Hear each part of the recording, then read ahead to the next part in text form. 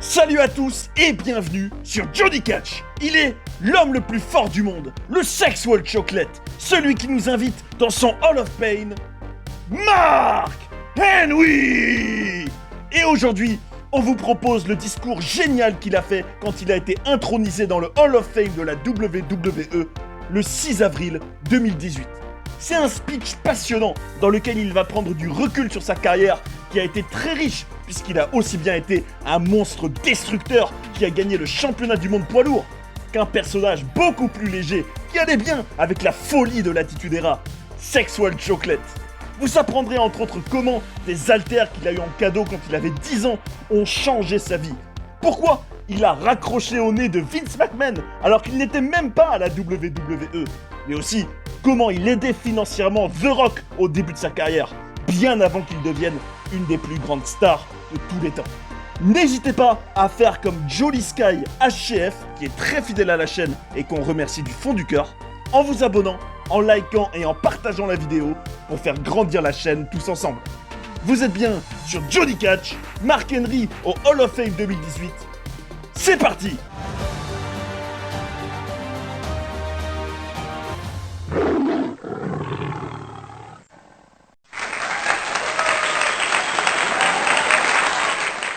Je suis honoré et reconnaissant de venir parler ce soir de mon ami Mark Henry. Mark et moi, on a vécu des aventures ensemble depuis de nombreuses années, des trajets en voiture. Mark est devenu comme de la famille pour moi. Je fais toujours une blague où je dis que Mark, c'est mon frère d'une autre mère. Et je le pense de tout mon cœur. La superbe épouse de Mark, Jana, son fils Jacob, ma préférée, sa fille Jojo, qui heureusement ressemble à sa mère et pas à son père. Quand tu voyages autant avec un gars, il devient comme ta famille. Je me rappelle d'un après-midi où je suis venu à l'arène. J'avais vu Mark Henry qui était assis sur un banc. Il avait ses coudes sur ses genoux. Il était tout courbé. Il avait l'air triste. Alors, en voyant ça, je m'inquiète pour mon ami. Je pose mon sac et je suis venu m'asseoir à côté de lui. Je suis allé voir mon frère et je lui ai dit « Mark, est-ce que ça va ?» À ce moment-là, il relève la tête et me dit « Mec, ça fait une demi-heure que j'essaye de casser cette pièce en deux, mais j'arrive juste à la plier. » Alors je lui ai dit « Ok Marc, c'est super. » Je lui ai donné une tape dans le dos et je suis allé pleurer aux toilettes parce que je me disais que je me sentais mal pour cette pièce. Beaucoup d'entre vous ne le réalisent pas, mais Mark Henry n'est pas seulement une superstar de la WWE, pas seulement une personnalité généreuse, mais il est aussi un des meilleurs recruteurs de la WWE. Certains des talents ici présents dans cette salle ont été présentés à la compagnie par Mark Henry. C'est lui qui est allé les trouver, leur parler. Il trouvait des gars qui étaient intéressés par le catch, prenait le temps de leur parler et les mettait sur le bon chemin. Sa porte a toujours été ouverte pour des jeunes gars, pour les aider dans ce business. Mais Mark Henry est aussi le genre de gars qu'il vaut mieux pas contrarier. Je me rappelle qu'une fois, on était en Espagne, et il y avait des affiches partout dans les coulisses qui disaient « Pas de photo ».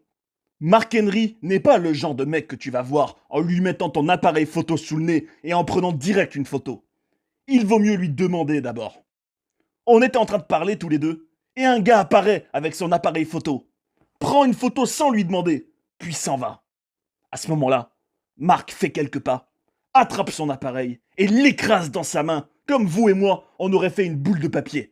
Tout a explosé dans l'appareil. Le type est reparti en étant excédé contre Mark Henry. En voyant l'appareil fracassé par terre, j'ai dit « Mark, je suis ton ami. Si un jour tu me fais ça à moi, je te foncerai dessus avec ma voiture. » Je peux vous dire à quel point je suis heureux et honoré de vous présenter le nouveau membre de ce Hall of Fame de 2018, l'homme le plus fort du monde, le Sexual Chocolate, mon ami, mon frère d'une autre mère, la légende, Mark Henry!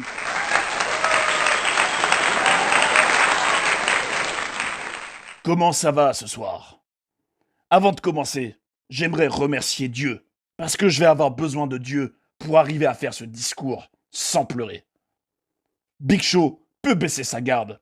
Je vais pas lui sauter dessus, parce que si je le frappe, je risque de me blesser. Merci à toi, Big Show. Tu as été comme un frère pour moi dans ce business. Et ça a été une aventure géniale. Il y a quelque chose que j'aimerais dire à tous ceux présents dans cette salle et ceux qui regardent chez eux. Je respecte chaque personne qui aime ce business. Parce que je sais à quel point c'est difficile de voyager. D'être à la maison en attendant qu'on revienne. Et on rate beaucoup de choses. Mais aujourd'hui, je suis vraiment honoré. Je suis aussi choqué d'avoir pu faire 20 ans dans ce business. Quand j'avais 9 ans, ma grand-mère m'a emmené à un show à Beaumont, dans le Texas. J'oublierai jamais. Comme par hasard, ce jour-là, mon catcheur préféré était dans le show. J'ai pu aller voir André le Géant. Et quelque chose comme 8000 fois dans ma carrière, j'ai vu des enfants courir vers la barricade autour du ring pour voir les superstars. Et un jour, j'ai été un de ces enfants, moi aussi.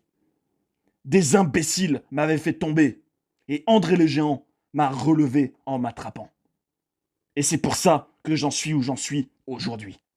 À ce moment-là, je n'étais pas l'homme le plus fort du monde, mais j'étais le gamin le plus heureux. Mais je vous jure, je suis comme une tortue sur un poteau. Je suis pas arrivé là tout seul. Quand je parle du fait de me tenir ici, dans le Hall of Fame, sur ce podium ce soir, je pense à toutes ces personnes qui m'ont inspiré, qui m'ont soutenu et qui ont cru en moi. Et ça, c'est vraiment primordial. Le pilier de ma force est sans aucun doute ma mère, Barbara Jean Young. C'est ma mère qui m'a acheté mes premiers haltères quand j'avais 10 ans. Je me rappelle, pendant 3 ans avant ça, je la suppliais de m'acheter ces haltères. Et maintenant, j'ai moi-même des enfants. Et je suis sûr que je l'énervais autant que eux m'énervent aujourd'hui. Je sais qu'elle me regarde de là-haut en souriant et en étant fière. On a mis ce set d'haltères devant notre maison à l'époque. Et c'est là où venaient tous les gamins de mon quartier. Bien sûr, ils traînaient là parce que ma mère nous donnait tous à manger. Elle était une excellente cuisinière. D'une certaine manière, ce set d'haltères était pour elle une façon de tous nous garder à l'œil. Elle savait qu'elle devait faire attention à moi, parce que j'étais pas le meilleur gamin de la famille. Et j'espère qu'elle sait que ce gros sacrifice qu'elle avait fait pour m'offrir ce cadeau, je m'en suis bien servi, et que ça a changé ma vie. J'aimerais remercier tous les entraîneurs qui m'ont transmis toutes les bases pour devenir l'homme le plus fort du monde. À tous mes coachs, je veux vous remercier du fond du cœur, parce que j'aurais pas pu faire ça tout seul. J'aimerais remercier les haltérophiles Dr. Jen et Terry Todd. Je ne pourrais pas imaginer ce que ma vie aurait été sans eux. Si Terry Todd n'était pas venu à une compétition dans le Texas en 1989. Jen et Terry sont les forces qui m'ont permis de devenir un powerlifter olympique et un homme fort.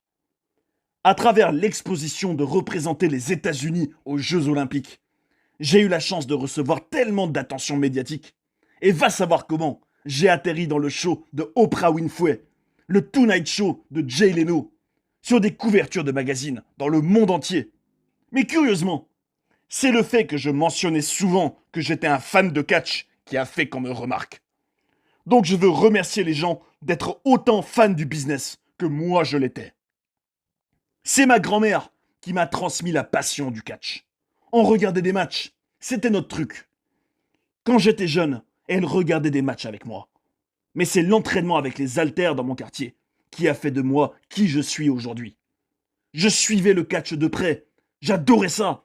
J'aimais la légende Junkyard Dog, le Iron Sheik et bien sûr André le Géant. C'étaient eux mes idoles. J'étais un fan de ce catch qu'on aime au Texas. Un jour, j'ai reçu un appel. J'ai répondu et au téléphone, une voix me disait « Marc, c'est Vince McMahon à l'appareil !» J'ai marqué une pause, puis j'ai raccroché, parce que je croyais que c'était un de mes amis qui m'avait vu à la télé et qui me faisait une blague. Puis, j'ai eu un autre appel de Terry Todd. Il m'a dit « Marc, est-ce que tu as raccroché au nez de Vince McMahon ?» Je lui ai dit « Mais c'était le vrai Vince McMahon ?» Il me dit « Tu ferais peut-être mieux de lui répondre, s'il te rappelle. » Et Vince m'a rappelé. Et il a dû me prendre pour le fan le plus naïf de l'histoire du catch. La moitié de la conversation, c'était moi qui disais à Vince, Vince, tu crois que je pourrais rencontrer Yokozuna? Ou alors, je pourrais peut-être avoir un match contre l'Undertaker. Ce business m'a beaucoup donné. Je faisais une fixette sur le fait de rencontrer Bret Hart et tous ces gars que j'avais vus à la télévision et que je prenais dans des jeux vidéo. J'ai signé à la WWE en mars 1996 et je me suis jamais retourné. Dès mes premières semaines dans le business, j'ai su que ça allait être quelque chose que j'avais encore jamais vécu de ma vie. Mon premier coach a été Dr. Tom Pritchard. Il a tout de suite vu que j'étais un bon athlète. Mais malgré tout ce que je croyais savoir, j'étais un gamin qui n'était pas focalisé. Je m'entraînais pas et je travaillais pas autant que j'aurais dû. J'étais encore bloqué dans le monde du sport dans ma tête, à suivre les scores des matchs de boxe, de NFL, de NBA. Et je n'ai pas eu le succès que j'aurais dû avoir dans le ring, parce que je n'étais pas à 100% focalisé sur ce dont cette industrie a besoin. Et tu dois être focalisé, parce que tu as la vie d'autres personnes entre tes mains. Vers cette époque, le Big Cat Ernie Ladd était encore vivant. Qu'il repose en paix. Il est venu me voir et m'a dit « Henri, viens t'asseoir à côté de moi, viens apprendre. C'est important, j'ai encore jamais fait ça. Tu dois pas tout gâcher pour tous les autres qui arriveront après toi, qui te ressemblent. » J'étais choqué. J'arrivais pas à croire que Ernie m'avait mis la pression de représenter les Noirs sur mon dos. Alors merci Ernie. Je suis sûr que maintenant, il doit être très fier du travail que j'ai fait. Je t'ai écouté Ernie. Je sais qu'il est avec nous par la pensée ce soir. Je suis un homme très fier. Et ça me fait rebondir sur une de mes plus grandes influences qui m'est venue de nos amis canadiens. C'est dans cette partie de l'histoire que j'ai été envoyé au Canada parce que j'avais menacé Shawn Michaels. Salut Shawn, je suis désolé. Au final, être envoyé au Canada a été une bénédiction parce que j'ai passé une année fantastique à avoir la famille Hart comme mes mentors. J'ai beaucoup appris avec les Hart. J'ai appris des prises dans le ring et j'ai même appris une autre compétence importante. Et c'était d'apprendre à faire du babysitting avec les enfants de la famille Hart. Mais ça m'a beaucoup aidé, parce que maintenant, je peux vraiment gérer mes propres enfants. Merci à la famille Hart pour leur amour et leur respect. C'est au Canada que j'ai rencontré Owen Hart et passé du temps avec lui. Je pourrais dire tellement de choses sur Owen Hart. Malheureusement, je manque de temps. Owen a apporté tellement de joie dans ma vie. J'aurais aimé qu'il puisse être là avec nous. J'aimerais m'adresser à Martha, la veuve de Owen. Ça vient pas de la compagnie. Ça vient pas d'autres catcheurs. Ça vient de son autre frère. Il doit être ici. Et je m'en veux de ne pas avoir gardé le contact comme j'aurais dû. J'aimerais qu'un jour, votre fils, Oj, puisse venir ici, parmi nous. C'est son droit de naissance. Je sais que je suis surtout connu pour être l'homme le plus fort du monde, mais je serais incomplet si je ne mentionnais pas mon cher alter ego, Sexual Chocolate. Je l'ai pas vu depuis très longtemps, mais j'espère qu'il va très bien. Hey, comment ça va ce soir? Vous êtes beau ce soir. Regardez-moi ça, il y a Stephanie McMahon. Stephanie, tu te rappelles de la fois où on a dansé ensemble? Bien sûr que tu t'en rappelles. Alors, quoi de neuf? T'es marié? Pour Sexual Chocolate, ça n'a pas d'importance.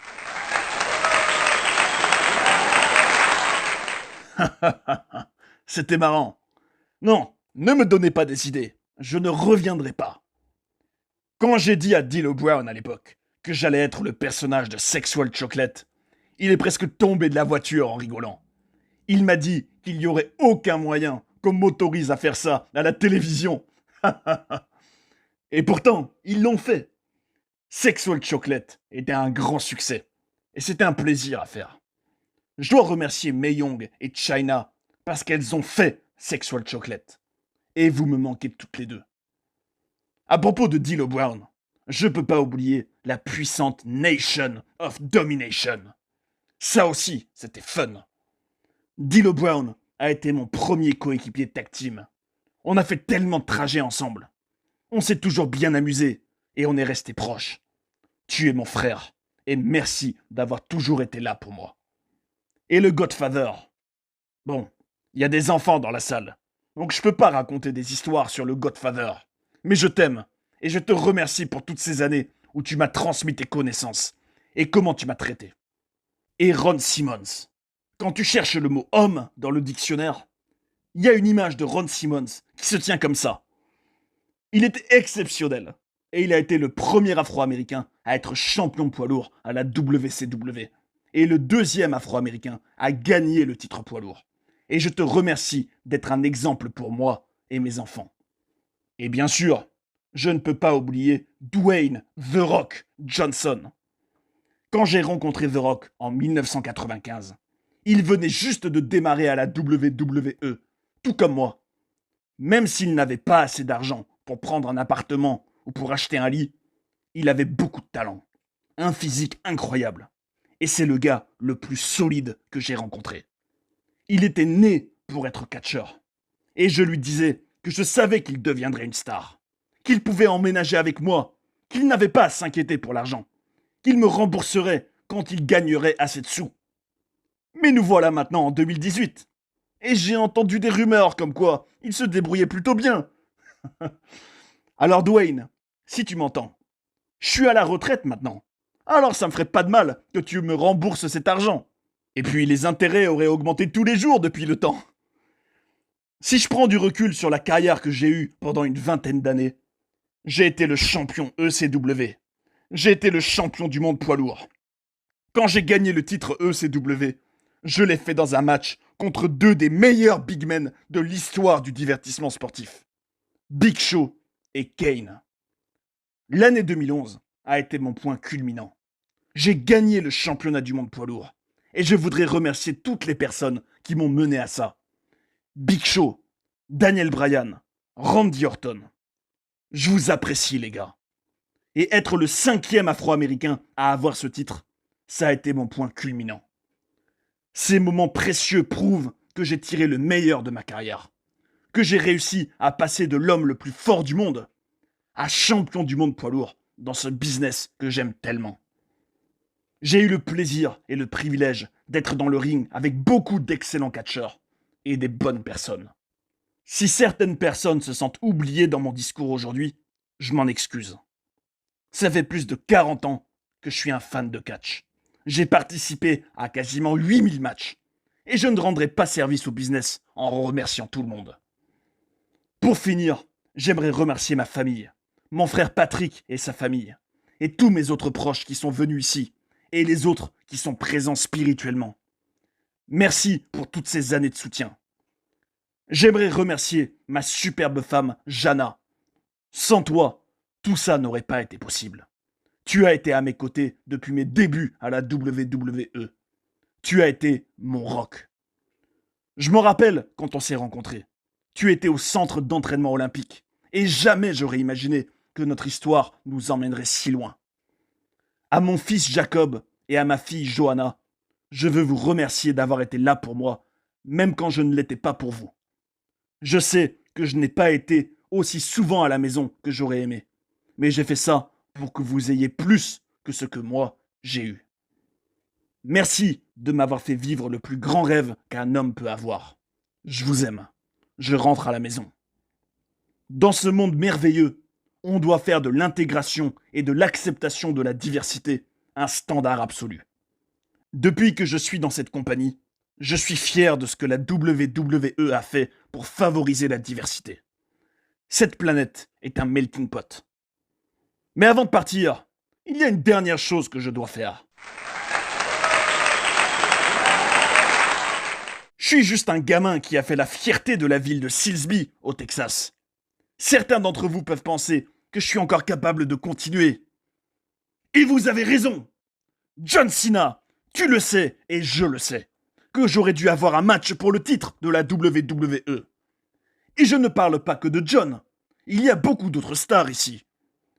AJ Styles, tu as un titre que je pourrais prendre. Roman Reigns, tu n'as pas encore le titre. mais je pourrais te le prendre à toi aussi. Non, je rigole. Comme un ami m'a dit, cette veste, elle me fait mentir. Aujourd'hui, je suis un homme incroyablement chanceux d'occuper le même espace que les plus grands de tous les temps. Je suis éternellement reconnaissant et j'accepte fièrement ma place dans le Hall of Fame de la WWE. Parce que c'est ce que je fais!